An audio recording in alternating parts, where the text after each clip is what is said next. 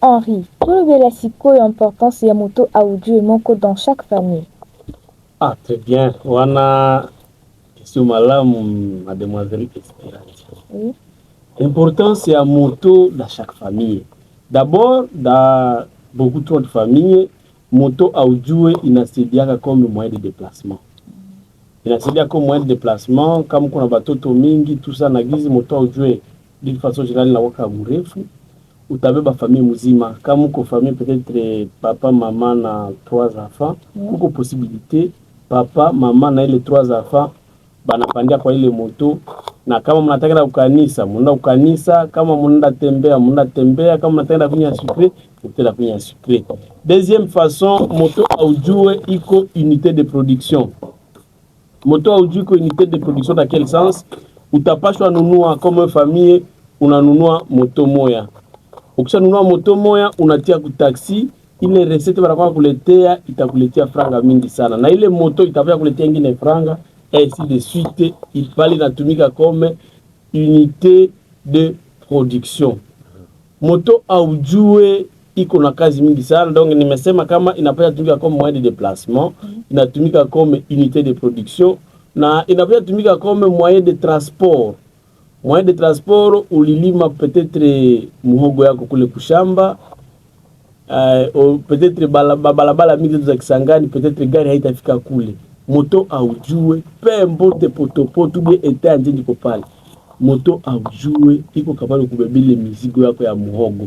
Kama ushakalima muhogo, mademoiselle Esperanza, utakwate gizi kubeba muhogo na waka ngufu. Na kama uko na moto ya ovyo ovyo comme même dit l'autre, ouais peke utajitukana kama uliproduire muhogo jua nini. Mais avec la moto aujue utabeba, na hata kama una maîtrise ya sana, mais moto aujue itakupatia facilité ya kudeplacer ile vitu wako sana. Moto aujue iko na atukana ma importance mingi sana sana, mais pour l'instant mina jilibite pale mademoiselle Esperanza. Merci beaucoup, monsieur Henri. En tout cas, ndeko série na habité to mekana un peu koloba pona importance ya moto audio na chaque famille. Pona batu oyo basalaka, batu basalaka baza pena na temps ya kotambola pena mingi na moto te. Audio ko servir bango ndenge nini? Mutu bimane na tongo akie msala ozonga na pokwa azana ndako. Audio ko aider na nini? Oui, merci beaucoup, Sa Majesté, pour la mutuna oyo. Donc, moto audio, n'engaka manager Ari Aotiko Solola, eza na ba avantage belé tourner na importance belé na kati ba foyer, na kati ba famille. Alors, ce qui peut tozune na kisaya, usale la yako comme transport journalier, pour na ba travailleurs. Yo za muto sala ka musala. To zipenza tate ke to sala iti de sir ba salaire ba to. Ko to za ba na mboka to yebeke batu musu wasala musala mingi soki de amuta wasala musala place ba pesa ka ene puisque 200 000 francs c'est déjà quelque part ils est-ce qu'il y a considérer que ba pesa ka mbongo parce que ndako pia 50 000 les alaka classe pia bana 20 000 les alaka na kolia na nzambe longo et koko simba mutu na niveau na ye parce que mutu pia ba 1000 azali mutu pia ba 2000 ba 10 000 azali c'est ça toujours ndaxa mutu a 200 000 azora par mois mais ceux qui attient transport na ye journalier abimaka afanda kana boboko na mangobo kuna kwa soteski aya azakana musala peut-être côté ya nini pembeni ya maison orange awa na la fourchette de ceux qui a commis wana aller comme retour na musala na il peut dépasser en aller 3 000 francs na retour 3 000 francs mususu 6 000 francs par jour et qui na taxi mais ceux qui ndi azana na moto na audio avec moto audio na litre moko ya carburant parce que d'abord na ina souligner ça Majesté on permettre moto audio nous avons certains modèles où ils ont direct tambola na mupepe peut-être pour le bakeno naza ko exagérer au moins que nos moto audio ceux qui tambola na solo à carburant moto ils ont une consommation très faible na pesi ndakisa okoki kosomba donc ozana moto na audio na pesi exemple par exemple ya UD na UD na yo otie litre mo carburant 5 000 francs yo dépassera 6 000 fois par jour. Aller-retour. Si on s'allie fois 6, parce que Nicolas Moussa les a 6. Si on s'allie 6 fois 6, c'est déjà 36. Donc 36 000 dès que la semaine. Ok. Ce qu'on s'allie dans un mois, c'est déjà 72 144 000 par mois. Par mois. Yo gagne aux un salaire na yo 200 000. 144 000 francs. 144 000. Ceux qui déjà consommé 144 000 francs, voilà. On dit que les autres 56 000 seulement. On fout ta classe na ya bana ndenge ni on fout ta ndako ya bana ndenge. On ba ndako ya 50 000. Ndako ya 50 000. Article na 6 000. Article na 6 000 c'est comme moi la benganya na classe. Au lieu de pondo koto moi problème. Zokande avec mon na sanza. Na sanza. Zokande na moto au jour. 6 000 francs c'est qu'on a au bandolia 6 francs par jour. Voilà. Voilà combien possible. Mais avec moto au jour, la personne qui n'a que ça yudi, a retiré carburant na ya 5 000 francs. Je vous rassure. Carburant na ya 5 000 francs, ce qui est uniquement que kobimanda pour que les musala nandakisa na pesi wana, tu peux faire même une semaine avec 1 litre na yo wana avec moto na biso ya yudi au batabinga ngo boda boda. Il y a des motos comme élégant. Au boyo élégant biso benga ngo HG hein, donc à audio 125/16.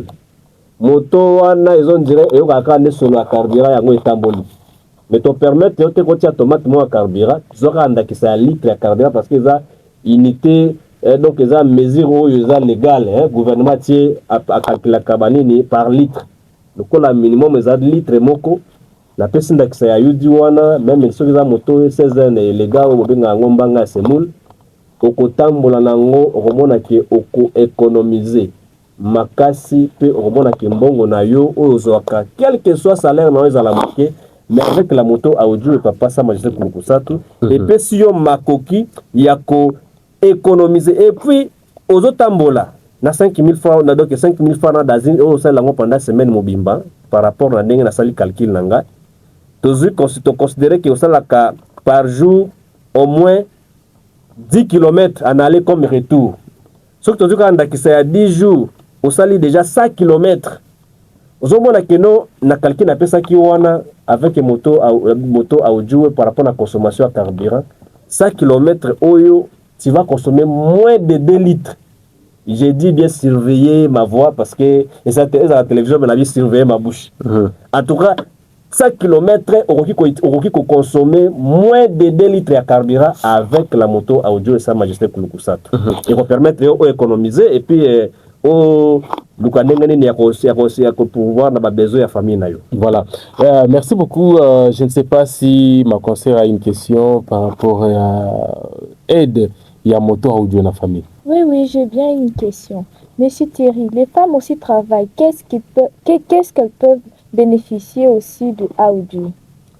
En tout cas, merci beaucoup pour la question.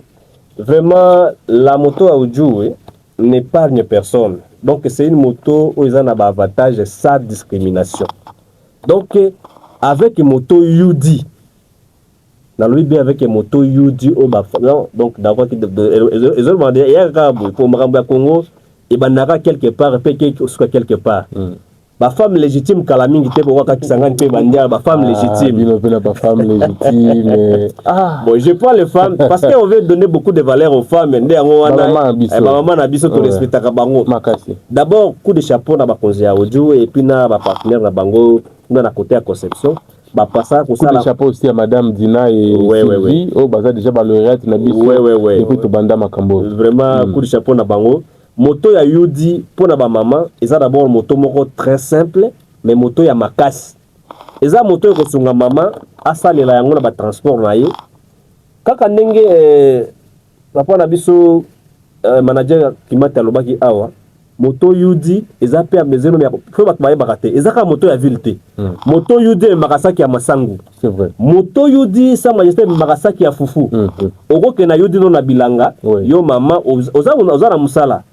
Ba programme ya gouvernement ya ba konzamboko za kao samedi bilanga eza ba station monsieur à l'état basala ka samedi te maman okipe okire na bilanga je dis bien na yudi pe a koleka ye nango na ndako sans problème c'est déjà un avantage quand une maman c'est kongunza maté voilà et kongunza maté oh sa majesté moto audio basala ngo na métal d'acier eza ba moto moko ya papa non wana kuto masolo na masolo wana eza pa ba moto pai ba moto mbambula ndenge to lobaka moto kikala kasa pa ya audio ete audio aza na moto ya faible te o moto ya makasi moto nyoso ya audio papa moko azola nanga na minute oyo papa honoré aisaki ngai lelo tango ai na magasin nazopesa explication biso ngai papa ngai nasalelaka moto audio explication ozopesa nga wana naza nango besoin te mpo nayebi déjà j'étais vraiment émerveillé na papa ya botoko ya nepe na émission mokomoso ya tato po bato mosusu amonaka eza nango marketing moto ayebi moto audio